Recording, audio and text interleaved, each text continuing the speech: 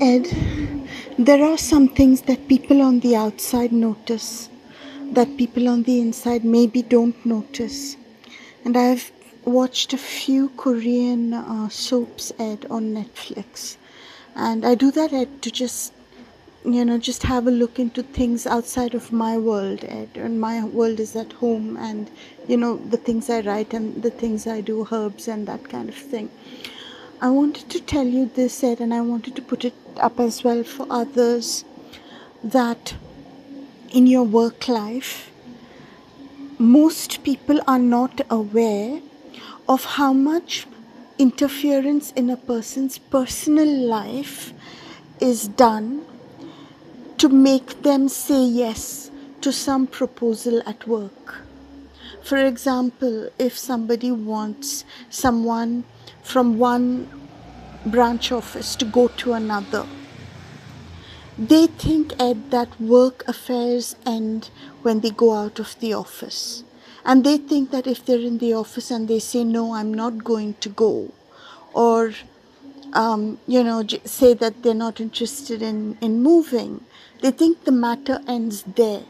But from what I'm seeing and what I'm sensing, Ed, is that the matter almost never ends there, and that the boss or somebody else in the office, Ed, comes around and asks, why do you not want to go?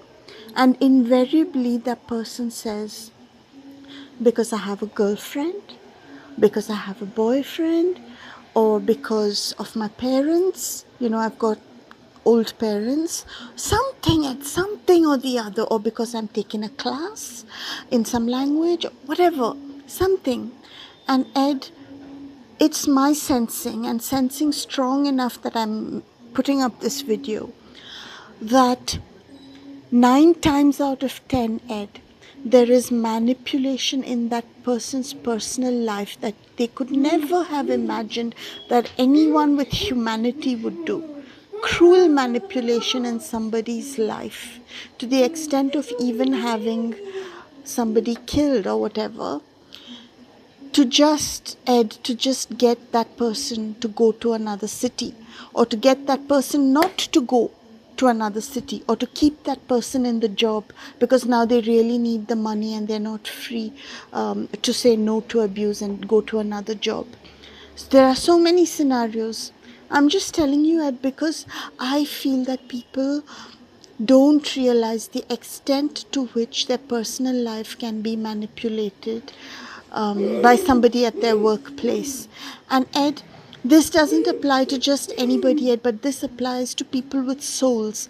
Because wherever, Ed, there is a person with a soul, they become a very important supplier of energy to an office, to an institution. And this is always noticed by the uppers, Ed. Because all of these institutions, these businesses, Ed, the money part is only one part of it. Essentially, they are ritual energy harvesting joints. Essentially.